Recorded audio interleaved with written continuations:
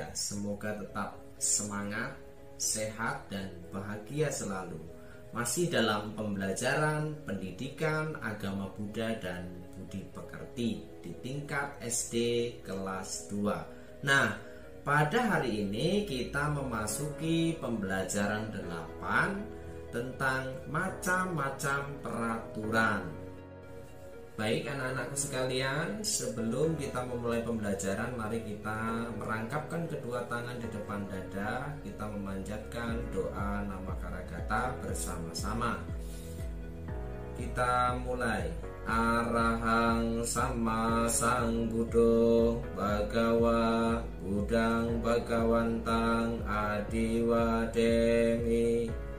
Swakato Bhagawata Dhammo Dhammang Namasami Supatipanno Bhagavato Sawaka Sangho Sanghang Namami. Terpujilah para Buddha, Bodhisattva, Mahasatwa. Semoga para Buddha, Bodhisattva, Mahasatwa selalu membimbing kami semua dalam mempelajari pendidikan agama Buddha dan budi pekerti. Sapi sata bawantu sukitata. Semoga semua makhluk berbahagia. Sadu, sadu, sadu. Baik anak-anak, mari kita lanjutkan pembelajaran kita hari ini, yaitu tentang macam-macam peraturan. Sebelumnya Bapak mau bertanya, tahukah Anda peraturan? Atau siapa yang tahu? Ayo peraturan. Ya, itu ya peraturan ya. Nah, jadi peraturan adalah tata tertib atau pedoman dalam melakukan sesuatu atau aktivitas atau kegiatan. Ya, itu sebuah peraturan. Nah, peraturan itu harus kita patuhi. Karena peraturan membuat kehidupan kita menjadi lebih teratur, tertib, dan lebih disiplin.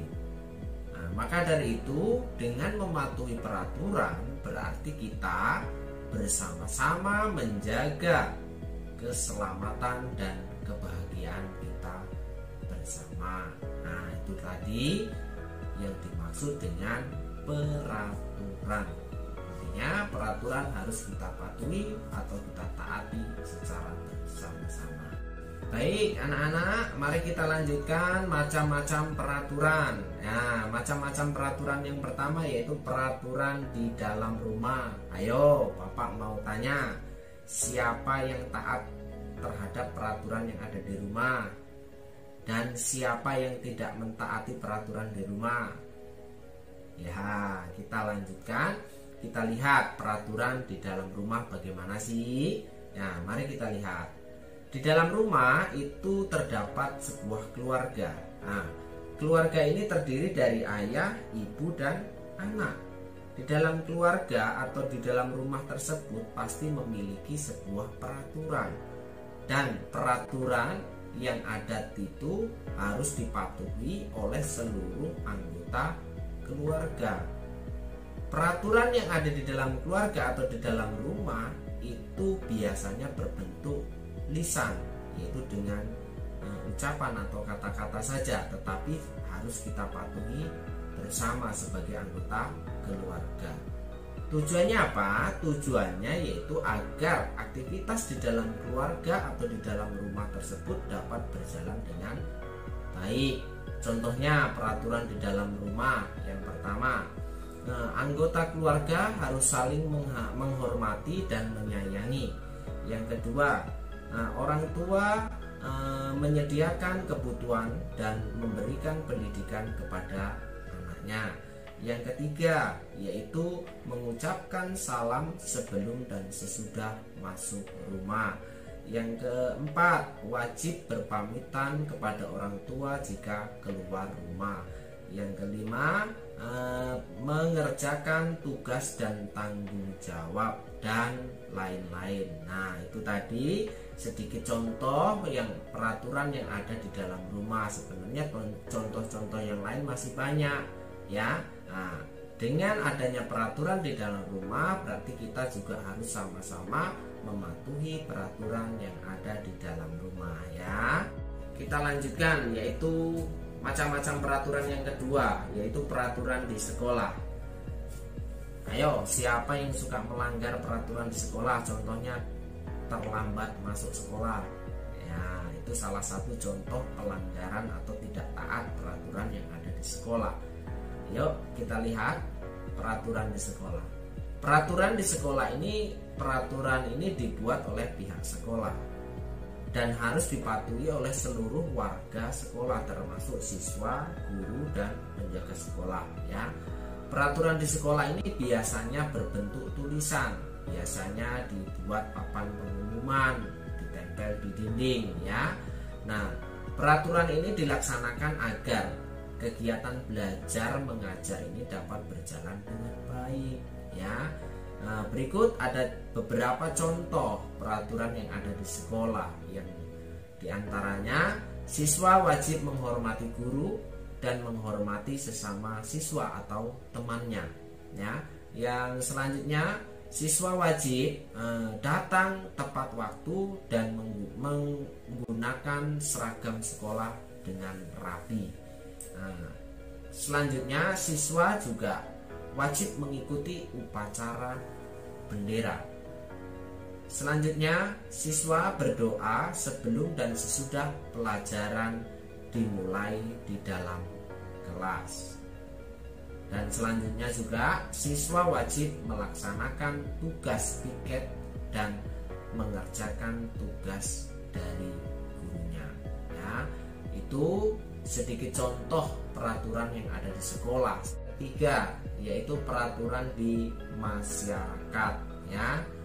Nah, peraturan di masyarakat ini peraturan yang dibuat oleh pemerintah dan dilaksanakan atau dipatuhi oleh semua warga masyarakat. Nah, ya, peraturan ini harus dipatuhi oleh semua warga masyarakat. Nah, peraturan ini dilaksanakan demi ketertiban umum atau ketertiban bersama.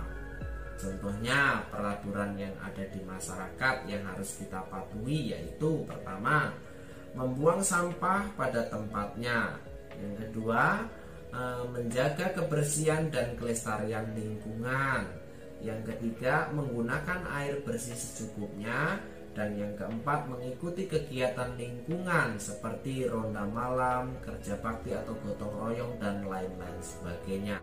Selanjutnya, anak-anak, masih berkaitan dengan peraturan yang ada di masyarakat ini. Saat ini peraturan di jalan raya ya. Peraturan yang ada di jalan raya, contohnya menyeberang di zebra cross atau jembatan penyeberangan.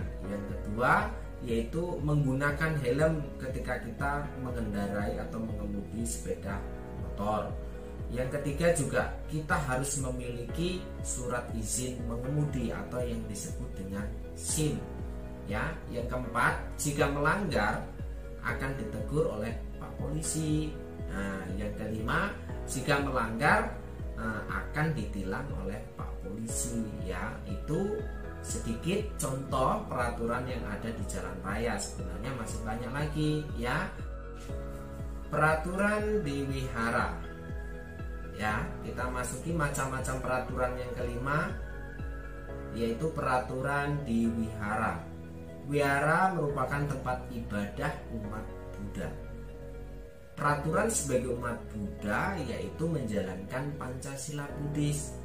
Yang pertama, menghindari pembunuhan, menghindari pencurian, menghindari perbuatan asusila, menghindari omongan yang tidak benar, menghindari makan dan minuman yang dapat melemahkan kesadaran. Itu adalah sebuah peraturan untuk umat Buddha. Nah, peraturan di dalam wihara yang pertama yaitu kita harus bersikap sopan, tenang, dan tidak membuat keributan di dalam wihara. Yang kedua, kita harus mengikuti ibadah dengan baik dan khusyuk penuh dengan keyakinan. Yang ketiga, yaitu kita bersama-sama mendengarkan khotbah dengan seksama. Dan masih banyak lagi peraturan-peraturan yang ada di dalam wihara lainnya. setelah kita mempelajari macam-macam peraturan tadi, ya tentunya macam-macam peraturan tersebut juga harus kita taati atau kita patuhi demi hidup kita penuh dengan kedamaian dan kenyamanan, dan selalu mengembangkan hiri dan otapa. Apa sih hiri dan apa sih otapa? Hiri dan otapa biasanya atau sering disebut dengan dharma pelindung dunia, yang memiliki arti hiri adalah perasaan malu untuk berbuat jahat, dan otapa adalah perasaan takut akibat dari perbuatan jahat. Ya, orang yang melanggar aturan akan mendapatkan sanksi atau hukuman yang sesuai. Ayo kita taat peraturan agar hidup kita lebih mudah dan lebih nyaman. Nah, itu tadi anak-anak, macam-macam peraturan yang kita pelajari tadi tentunya harus kita jalankan atau kita taati dalam kehidupan kita sehari-hari. Karena apa? Karena kedisiplinan harus kita latih sejak kecil agar kita nantinya terbiasa hidup teratur dan disiplin. Baik anak-anak, pertemuan pada hari ini sampai di sini. Mari kita akhiri dengan membacakan doa nama Karangkata bersama-sama. Mari semuanya bersikap anjali di depan dada. Arahang sama sang Buddho Bhagawa Budang Bhagawantang Adiwademi Swakato Bhagawata Dhammo Dhammang namasami Supatipanno Bhagavato Sawaka Sangho Sanghang namami.